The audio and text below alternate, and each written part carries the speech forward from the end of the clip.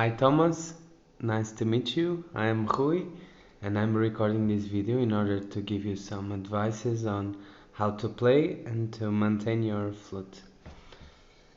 As you've seen already, this is a low meditative flute.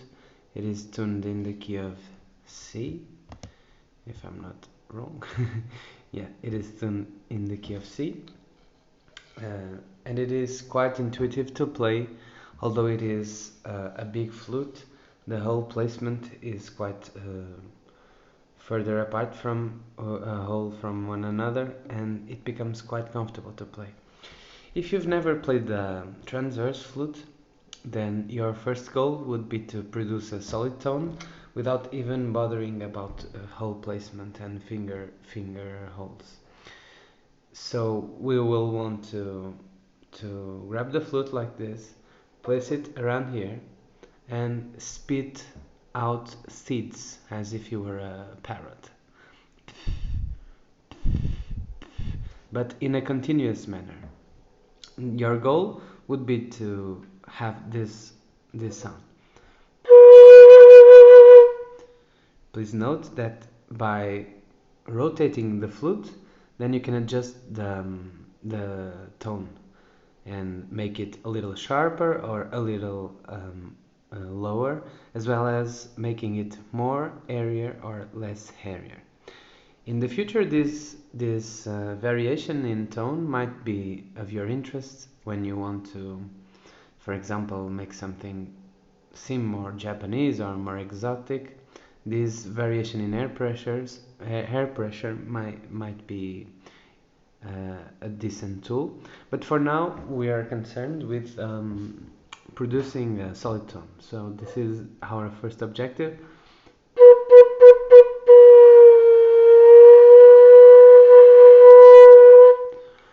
You might want to try this and roll this and find your sweet spot, as your sweet spot might not be my sweet spot, as we have different chins, and we want to adapt to the flute and not the other way around. So the principle would be that we want to blow across this hole here, not simply across. We might want to make a slight angle. Okay, we want to blow so that the air splits in this corner, and as it splits it will produce a sound. After we have this mastered, which might take you some time if you don't have any experience. If you have already some experience with musical instruments, then it might be quite fast. We want to start placing our fingers on the flute. If you're right-handed, such as I am, then I recommend you that your right hand would stay at the bottom and your left hand would stay on top. We want to use these two fingers to cover the holes, and our thumb will always be resting in the flute, as well as one or two fingers. It will depend a little bit on your posture. Regardless of the fingering we're playing, at least these two or these three always remain in place. This will be important so that when we lift all the other fingers, the flute won't fall. So use your pointing finger and your middle finger of your right hand, if you're right-handed, to cover the holes. Another important thing is to use the pad of your finger to cover the hole and not the tip of your finger to cover the hole. This will make sure that you're covering the hole much quicker and in a much better way. Okay, so, and these three fingers up here, these three holes up here, will be covered with your left hand, and regardless of the fingering, this thumb hole will always remain in place, as well as this, in order for it to maintain when we don't have any holes covered. Okay, so as I said before, these two or these three always remain in place, and now the thumb hole and the your first finger will always remain in place, so that when we play with all opened, then the flute won't fall. Another thing that might help is to make an arch of force. Your right hand would kind of pull the flute against you, and your left hand will push the flute towards you. Okay, so after we can cover the holes quite well. Then we would want to start experimenting, start training our finger placement. I recommend you that you would start by doing this without even playing, so that you can do this without looking, and this becomes absolutely second nature to you. Okay? After this is second nature to you, then you may want to start adding two more. And we will practice ascending and descending without even playing, without even producing any sound. This is very good, so that you might want to practice for every day this, or at least for some minutes, so that you get muscular memory. Eventually it will become quite natural, but in the beginning we may want to adjust our fingers to the holes they are covering. Okay, after this is done, then we can make this transition. That might be the hardest one, and we want to train until we can do it without looking at it. Okay, and then we start going up and going down. Then we can just go up and go down here, and go up and go down, and go up and go down, and go all the way up and go all the way down. Okay, so after this becomes second nature, this might take a while, but fear not. It will eventually become quite natural. After this is done, then we can start playing. I will recommend you to start as we started in the hole placement training, by just playing the bottom note.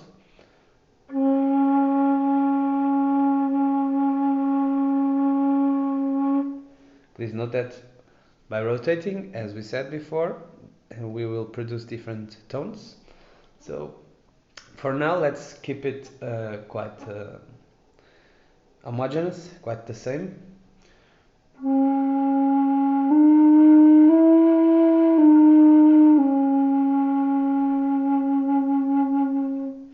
And we would want to train this for a while.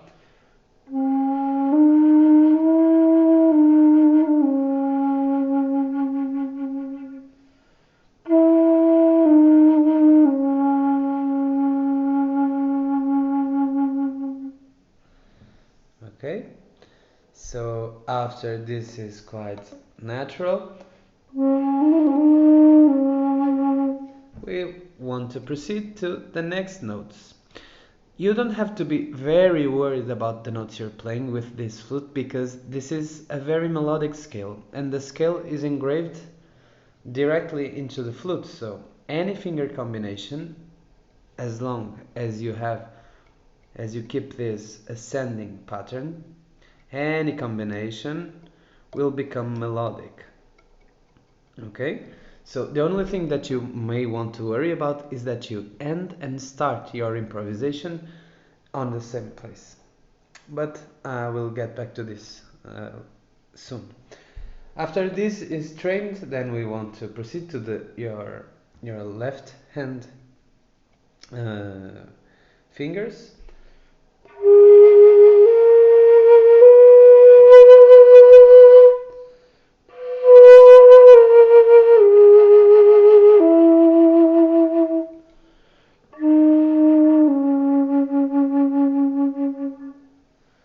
Okay, as you can see, this is quite melodic. I didn't even wanted to make any melody at all, But since the scale is engraved in the flute itself, then it is very hard not to make anything melodic. So this is a quite nice flute for improvisation and meditation. Okay. So after we master these 6 notes,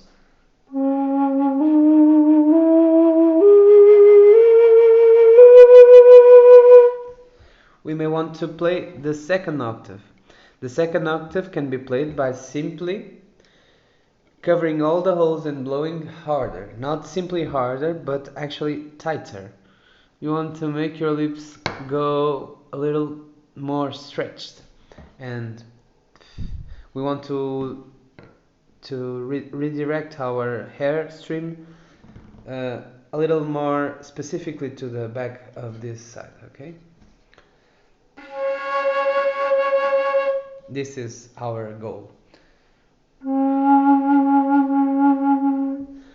The first octave will be the same note but with double the frequency, so we have to double our hair pressure.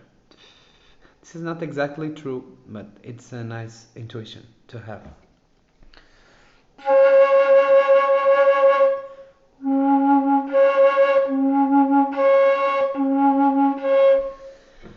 Please note that I just varied the hair pressure and did not do anything with my fingers at all, and the tone altered.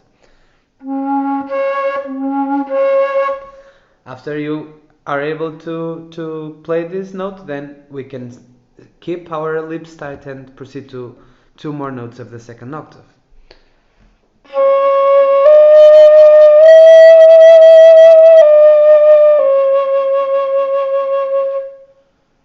Okay, so the whole scale would be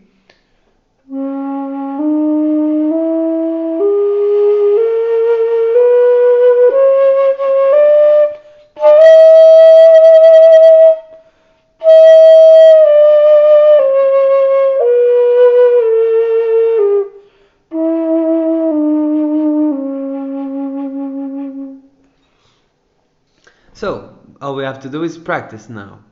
As I said before, this is a melodic scale, so all you have to keep in mind is that you will start your improvisation with all closed, go up, go down, go up until here, and then go down, then go up until here, and then go down about here, then go up until the second octave, then come back around here, and we start, you keep on going up and going down, and you will finish your improvisation with all closed.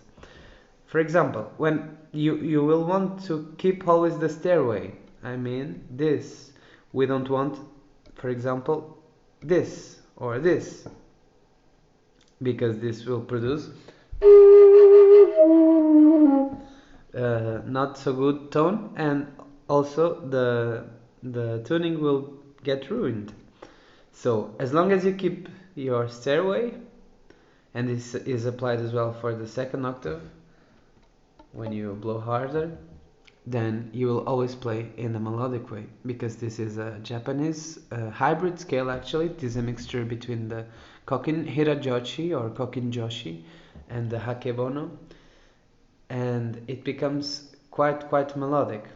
Some tips on how to sound Japanese: it might be the first thing I mentioned in the beginning. By rotating the flute slightly, it will vary the tone. So, and it is quite Japanese, this small trick.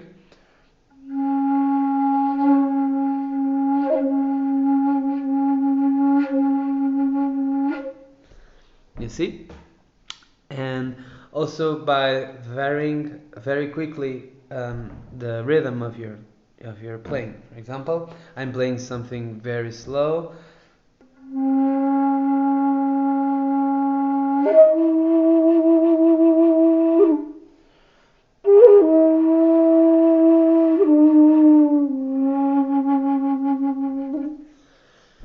And we vary the rhythm very quickly. Another interesting thing is to bend the notes. When we're lifting them, we don't want to simply lift them, we want to slide them so that we get a continuous feel. This is not only Japanese, this is actually uh, bending a note, which is quite common in Western music as well. But it is nice on the flute, and you can do it with this flute as well.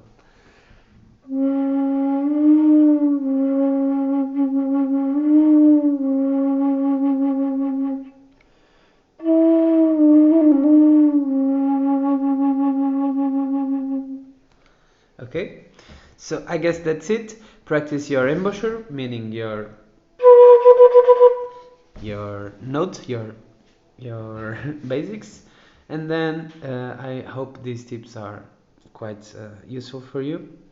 Regarding maintenance, all you would want to do is use any natural oil both for the interior and the exterior. You can use any one, and linseed oil or sweet almonds oil. I personally use sweet almonds oil with beeswax for the interior and for the exterior. You might want to do this every 2 weeks or a month. Make sure to not to play the flute while it's still oiled, as the tuning will become slightly off, but let it rest for about half a day and the tuning will be back. You might not want to submit this flute to very big amplitudes in temperature, as this is a natural material and the fibers will contract and expand, and it might be dangerous as any other wood, but this is just an advice. Nothing wrong will happen. Just make sure you don't, for example, you don't stick it into the freeze and then into the oven. This will for sure crack your flute. Otherwise, if you play it regularly, in the winter, for example, make sure to not to play outside, or if you play outside, make sure to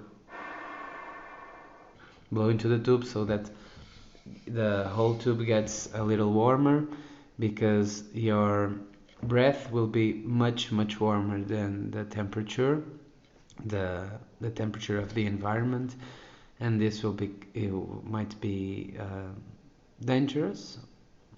It might crack a little bit, and we don't want that.